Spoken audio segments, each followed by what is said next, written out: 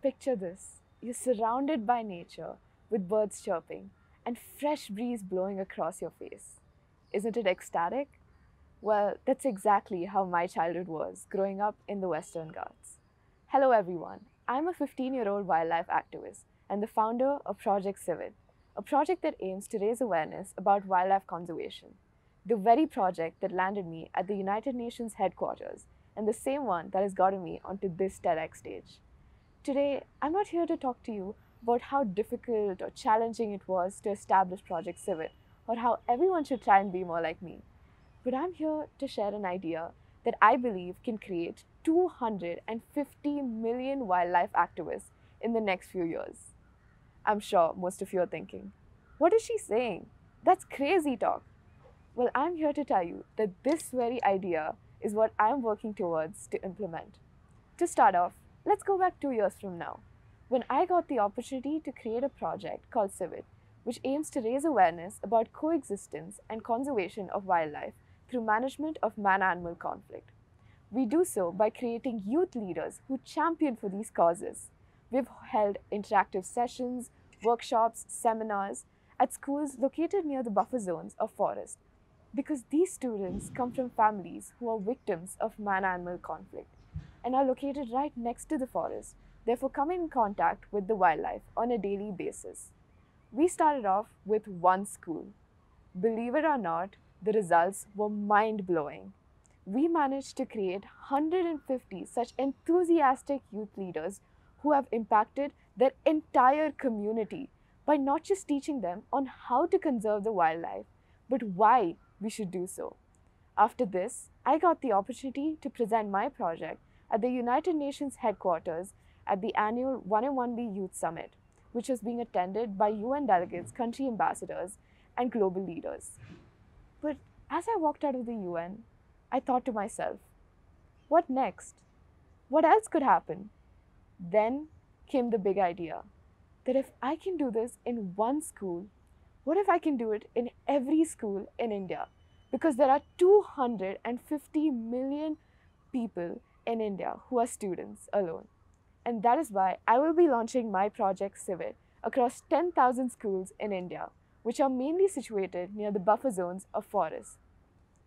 Because awareness at grassroots and for young minds is the first step to ignite a revolution.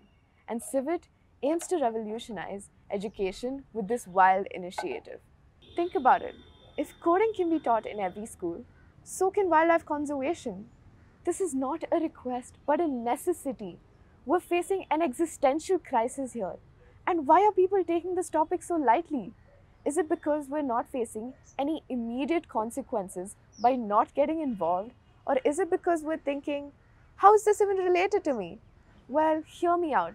Because for every species going extinct due to human activity, we're not just losing that particular animal, but an entire ecosystem that was codependent on each other, which in turn impacts the biodiversity and the planet as a whole.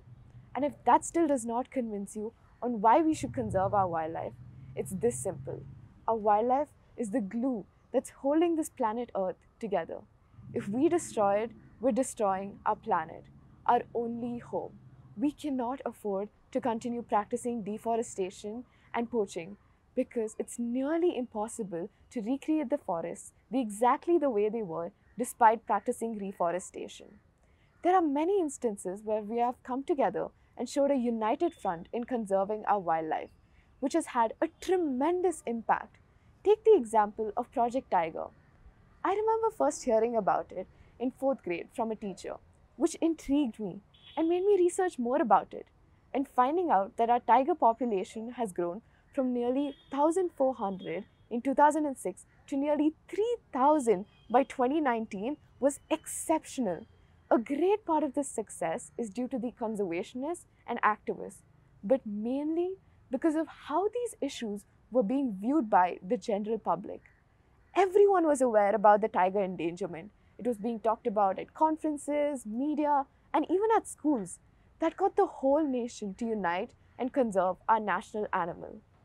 And the Kerala elephant tragedy, where a pregnant elephant died due to the consumption of pineapples filled with firecrackers in it. This triggered outrage nationwide. Everyone was furious. We all started to campaign for wildlife conservation all over the social media platforms.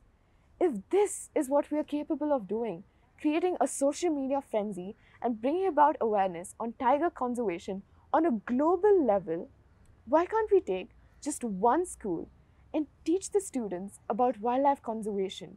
If we can create a buzz about coding in all schools across India, why can't we do the same for wildlife? I've said it before and I'll say it again. This is not a request, but the need of the hour. We have lost almost 60% of our wildlife population in the last 50 years, on top of which we're losing 150 such species every single day. Because the greatest threat to our planet is the belief that someone else will save it. That is why we need more on-ground activists, because today everyone is an online activist, but the activism dies as soon as a new trending topic comes up. That is why I'm telling you, just take a moment and think. The people who are connected to wildlife and are next to the forest are not even on these social media platforms that we're campaigning on. So who really is our target audience when we hold these campaigns online? What meaningful and tangible impacts are we really creating? That's why I'm asking everyone listening to me to find your role in conserving the wildlife by not just blindly posting on Instagram or Facebook, but coming into the field of action. I invite all educators, student councils, principals, and government authorities, and also everyone watching me, to adopt one school and talk to the students about the wildlife, the endangered species, and how they can help conserve the wildlife, thereby activating these youth leaders who will become the guardians of wildlife. And finally, I would like to end with a quote that says, "We need to teach people about wildlife as they will be touched. They will start to love and care for it, because humans tend to save things that they love. So let's conserve, preserve, and love our wildlife." Thank you.